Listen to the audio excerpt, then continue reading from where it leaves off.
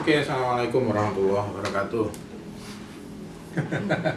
Saya hadirkan sore ini Mbak Ilma ya. Iya, Pak. Mbak Ilma adalah mahasiswa fisika semester 7 atau angkatan 2000 lah ya. 2020, sorry.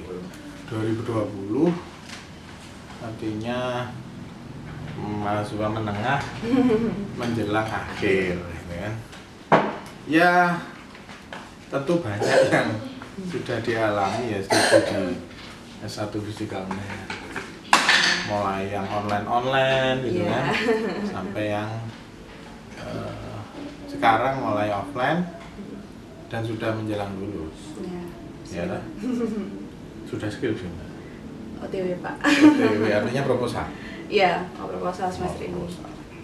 Nah, kita itu kan, kalau saya ya sering ngomong ke teman-teman dosen, ke mahasiswa itu semenjak saya menjadi kaprodi S1 Fisika, saya itu belum bisa punya blueprint.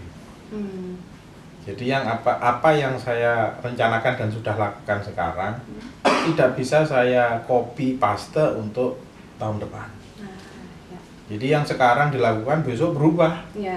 Besok dilakukan lagi, semester depannya atau tahun depannya berubah. Saya kan sudah semester ke-6 ini ya. Masuk semester ke-6 saya menjadi KPS. Ya, kalau misalnya dulu saya KPS itu maba, sekarang saya sudah di semester 6. Dari 10 semester. Artinya kan ini persis masuk ke semester paruh kedua. Dan saya melihat ya dinamikanya memang sedemikian cepat.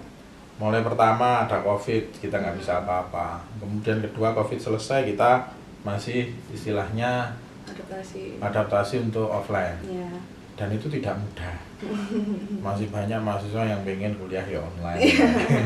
Enak panjangnya kuliah online itu. Terlalu enak. Terus apalagi setelah itu kita ada PDB, mungkin Mbak Ilma enggak ya? Mboten, saya MKWU aja. Ya, jadi MKWU terus sekarang diubah menjadi PDB yang akhirnya mahasiswa semester 1 dan 2 itu seperti membuang waktu di semester pertama dan kedua itu. Setuju, Pak. Iya toh? Iya, setuju. Apa saya salah ngomong ini? Mboten. Banyak mahasiswa yang akhirnya kehilangan motivasi belajar ketika dia tiba di semester 3. Karena kaget. Ya toh? Di semester 3 mereka yang harusnya sudah tune in dengan materi-materi keprodian, mereka malah jomplang apa ya Baru mulai kan, Pak. terkejut. Karena di semester 1 dan 2 memang terus terang mereka terbuai dengan kuliah wisata. Iya, benar. Udah terlalu enak dengan kuliah-kuliah luar. Iya, ya sebetulnya kuliah luar itu ada yang sulit juga gitu. Kalau Anda MBKM ke sesama prodi beda perguruan tinggi, ambillah deh fisika kuantum di ITB gitu. Ya susah gitu kan. Itu. Tapi karena mengambil mata kuliah PDB ya, yang boleh dibilang sebetulnya kan kompetensinya itu ekstrakurikuler ya. Iya. Pengembangan diri itu ekstrakurikuler, komunikasi itu bisa dibangun melalui ekstrakurikuler, berpikir kritis, semuanya materi ekstrakurikuler. Saya nggak tahu kenapa kemudian tiba-tiba jadi PDB gitu ya. Ya akhirnya kita ya seperti sekarang ini. Nah, saya itu pengen Mbak Ilma apa Alma kan? Ilma ya.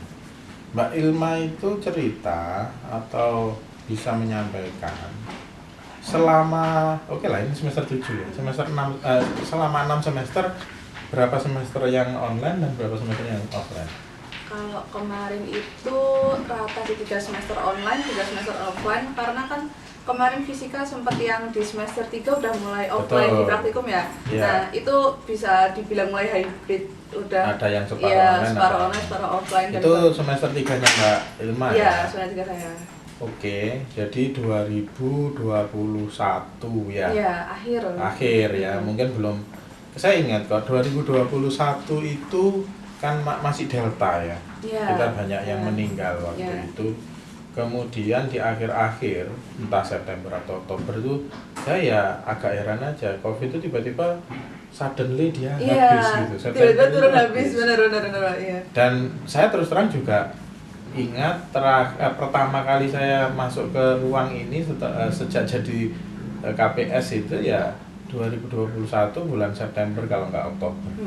Setelah saya mendapat vaksin kedua. Iya, Ya. habis booster itu. Ya, tapi mahasiswa masih offline, masih online. Online. Masih banyak yang online. Mungkin benar tadi beberapa praktikum Iya. kita mewajibkan untuk online, tapi mostly semuanya kayak prodi yang lain masih Online. online. Benar. Ya. Nah, itu 3 semester berarti ya, Mbak ya. Dan yang selepas itu 4, 5, 6-nya sudah offline full sama offline ya.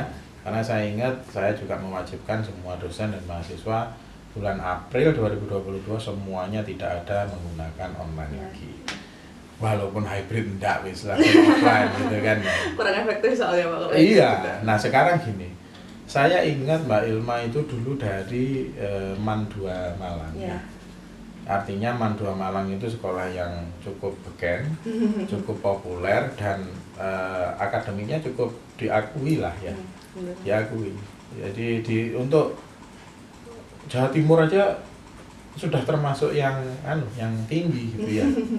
Tinggi. Nah, kemudian mendapat apa artinya kejadian Covid dan kuliah online gini. Itu merugikan, menguntungkan, karena kan ini ada yang bilang ini menguntungkan, ada yang bilang ini merugikan kan gitu. Iya. Mahasiswa itu saya ya dengarkan saja. Beberapa ada yang merasa bersyukur dengan kuliah online. Karena kan mau tidak mau ini garapanku apa garapane kancaku apa kancane kancaku apa bahkan guru lesku gitu kan. Benar. Itu kan sudah nggak bisa ditelusur, itu sulit kita bagi dosen manapun akan sulit melihat itu. Benar. Gimana? Monggo Pak. Kalau dari saya sendiri sejujurnya cukup merugikan, Pak. Cukup merugikan. Iya, soalnya biasanya nasing murid pinter iki kadang-kadang terus rugi nek online iki ya ta. Soalnya gini, Pak, kayak ya pengalaman dari saya SMA yang mana tuh benar-benar isinya full study terus tiba-tiba di stop gitu kan. Dan terus kena online tuh yang emang bikin kita akhirnya terlena ya Pak bahasanya. Jadi hilang jalan. Iya benar. Akhirnya kayak ya mau nggak mau banyak layah-layahnya dan gimana dan itu juga maksudnya berpengaruhnya nggak hanya di study juga, nggak cuma study itu loh Pak. Jadi kayak side effect-nya secara nggak langsung adalah kan teman-teman juga akhirnya jarang sosialisasi sama orang. Nah akhirnya kayak ketemu sama orang lagi tuh agak kurang, entah mungkin dari teman-teman yang saya lihat ya Pak ya, mamanya kayak dari yang SMA-nya kemarin kayak adik tingkat yang udah online terus dari SMA terus tiba-tiba masuk kuliah, itu jadinya dalam tanda kutip mannernya terhadap yang lebih tua atau apa itu juga terlihat berbeda Pak. Ya, junior ya. Iya gitu, itu juga kelihatan. Jadi kayak nggak cuma secara study doang, di manner pun juga akhirnya jadi kena dampak juga. Interaksi interpersonal pun juga. Iya. Oh ya, oke. Nah itu sebetulnya kan ya harusnya sekarang kan sudah offline ya. Iya. Mestinya ya interaksi seperti itu harus dibanyakin. Iya benar. Tapi sekarang malah enggak. Nah. Fakultas ini malah melarang atau saya nggak tahu apakah fakultas atau universitas melarang adanya pengkaderan mahasiswa baru kan gitu kan. Benar Pak. Itu juga jadi masalah itu. Saya mikir gini, oh anti perpeloncoan ya monggo nggak apa-apa. Saya pun juga nggak senang perpeloncoan gitu. Tapi orientasi itu kan bukan selalu perpeloncoan. Iya benar. Saya juga ketika melihat dulu mungkin ada salah satu sekolah yang arogan gitu kan sampai ada yang meninggal dan sebagainya. Saya pun juga nggak suka dengan yang seperti itu. Tapi orientasi itu kan tidak harus seperti itu. Benar. Ya, ada risiko tetap bisa kita kontrol kan gitu kan, pengawasan ya toh advokasi gitu.